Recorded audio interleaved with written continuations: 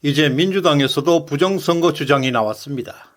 스카이데일리에 따르면 민주당 김두관 전 의원은 어제 열린 선거무효소송 재판에서 전자개표기에 문제가 많았어 선거 결과를 받아들일 수 없다고 주장했습니다. 이번 발언은 민주당과 좌파 언론들이 부정선거를 극우 음모론으로 매도해왔던 그들의 기존 입장을 정면으로 뒤집는 사건입니다. 김두관은 지난 4월 총선에서 경남 양산을에 출마했고 국민의힘 김태우 후보에게 2084표 차이로 석패했습니다.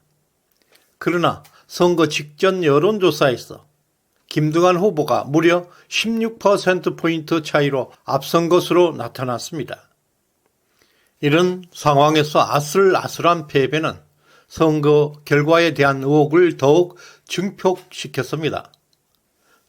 특히 김두관은 해외 선거 사례를 인용하면서 선관위의 투명성에 강한 의문을 제기하고 있습니다. 프랑스와 독일은 수개표를 진행하고 있고 대만은 100% 수개표를 통해 선거의 투명성, 공정성을 검증하고 있다면서 수개표 검증의 필요성을 강력하게 주장했습니다. 또한 투표지 이미지 스캔 파일과 실제 투표지를 대조 검증해야 한다고도 했습니다. 이 같은 김두관의 주장은 그동안 우리들이 꾸준하게 제기해왔던 주장과 정확하게 일치하고 있는 것입니다. 더 이상 부정선거는 극우 세력들이 만들어내는 일방적 주장이 아니라 이제 현실적 문제가 되었습니다. 더 주목해야 할 부분은 현 시점에서 민주당 분열이 본격적으로 나타나고 있다는 점입니다. 김두관 전 의원의 이번 발언은 단순히 부정선거 의혹을 제기하는 데 그치지 않고 민주당 지도부 그리고 강성 지지층을 향한 강력한 비판으로 해석되고 있습니다. 민주당 중진으로 경남도지사를 역임했고 민주당에서 영향력이 있는 김두관의 주장이라는 점에서 이번 사건은 결코 가볍게 넘길 수 없는 사안입니다. 특히 지난 8월 민주당 전당대회에서 이재명과 당 대표 자리를 놓고 맞붙은 대표적인 반 이재명 계열입니다. 당시 그는 이재명의 사법 리스크와 개딸에 의존한 당 운영을 강하게 비판했습니다. 민주당은 강경 일본도를 벗어나 민주적이고 건강한 정당으로 거듭나야 한다고 강조했습니다. 이런 그의 행보는 반 이재명 전선을 형성하는 중요한 한 축으로 자리 잡았고 이번 발언 역시 그 연장선에서 이해할 수 있습니다. 또 다른 관점은 김두관이가 제기하고 있는 부정선거 의혹의 그 상대가 바로 국민의힘 김태호 의원이라는 사실입니다. 김태호 의원의 최근 행보는 의심을 받기에 충분합니다. 그는 상설특검법에 찬성했고 대통령 탄핵 표결에 있어서 자유투표를 주장하는 등 그동안 보여왔던 보수적 정치 성향과는 상반된 모습을 보였습니다.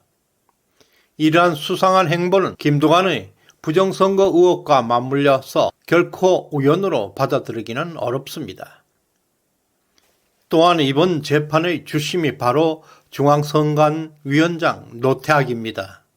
노태학은 최근 비상개혁과 관련해서 부정선거는 있을 수 없다고 강하게 부정했습니다. 바로 노태학은 부정선거의 중심에 있는 인물입니다. 김두관은 부정선거 자체를 인정하지 않고 있는 노태학 중앙선거관리위원장의 논리를 부정선거가 실제로 존재했다는 것을 거의 정면에서 반박한 것입니다. 또 미국 트럼프 대통령이 언론사와 여론조사 업체를 상대로 대대적인 소송을 진행하고 있습니다. 트럼프가 소송을 제기한 이유는 편향된 언론 보도 또 조작된 여론조사가 선거에 심각한 영향을 미친다고 판단한 것입니다. 그는 이것을 사기이자 불법적 선거 개입이라고 규정하면서 강력히 비판하고 있습니다. 대표적 사례는 아이오와주 여론조사입니다. 당시 대부분의 여론조사 결과는 트럼프가 20%포인트 이상으로 승리할 것으로 예상했었습니다. 그러나 디모인 레지스터, 셀저 앤 컴퍼니의 여론조사에서는 트럼프가 오히려 3 내지 4%포인트 차이로 패배할 것이라는 결과를 내놓았습니다. 하지만 실제 개표 결과는 트럼프가 13%포인트 차이로 압승하면서 부적절한 여론조사가 여실히 드러난 것입니다. 트럼프는 이를 명백한 여론 조작으로 규정하면서 소송을 통해서 여론조사 업체의 편향성, 조작 실태를 폭로하겠다는 의지를 분명히 밝혔습니다. 트럼프는 언론과의 소송을 단순한 법적 다툼으로 끝내지 않고 있습니다. 그는 소송 비용 자체를 전략적으로 활용하고 있습니다.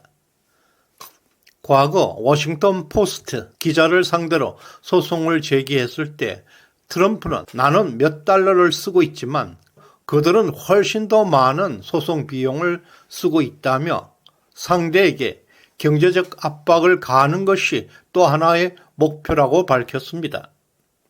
이러한 전략은 언론사와 기자들에게 막대한 경제적 타격을 입히고 동시에 강력한 경고의 메시지를 전달하는 이중 효과가 나타나고 있습니다. 트럼프의 이러한 전략은 이미 뚜렷한 성과를 거두고 있습니다. 올해 3월 ABC 뉴스의 간판 앵커가 트럼프에게 강간 책임이 있다는 허위 발언을 했다가 소송을 당했습니다.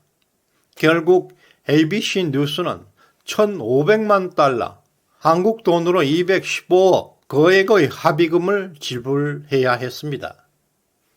동시에 소송을 통해서 이렇게 언론사에게 막대한 경제적 부담을 안기면서 언론 정화라는 실질적 성과도 나타내고 있습니다.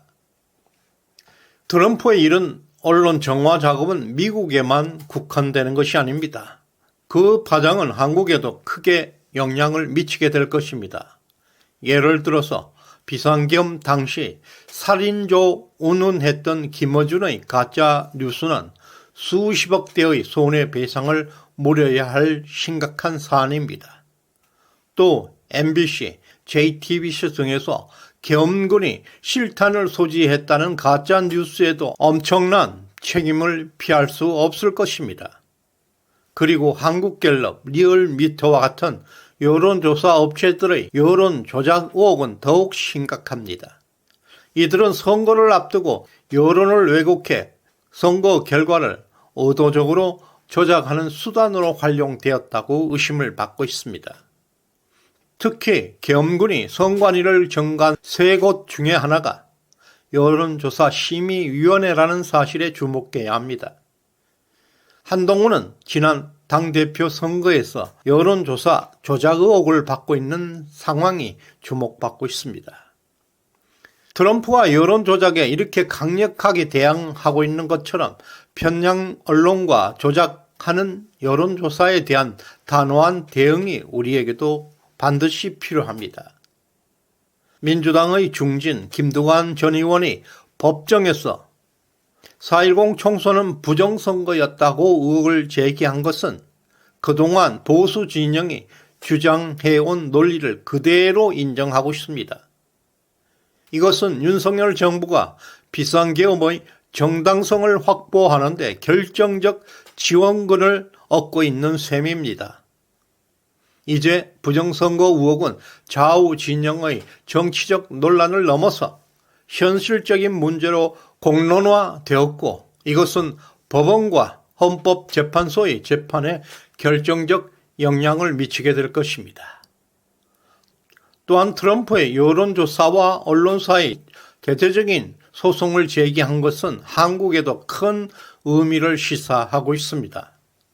여론 조작을 통해 얻는 수익보다도 소송을 통해 발생하는 막대한 비용 부담을 상대에게 지게 함으로써 여론 조작을 사실상 차단하는 효과를 거두고 있습니다. 트럼프의 전략은 윤석열 대통령을 간접적으로 지원하고 있습니다. 미국에서 먼저 가짜 뉴스와 여론 조작을 엄단하고 있는 조치는 윤석열의 비상계엄에 대한 정당성을 판단하는 데도 매우 긍정적 역할을 미치게 될 것입니다. 시대정신연구소에 후원해주신 유린님 감사합니다. 으라차차님 감사합니다. 세폴님 감사합니다. 덕자님 감사합니다. 신주원님 감사합니다.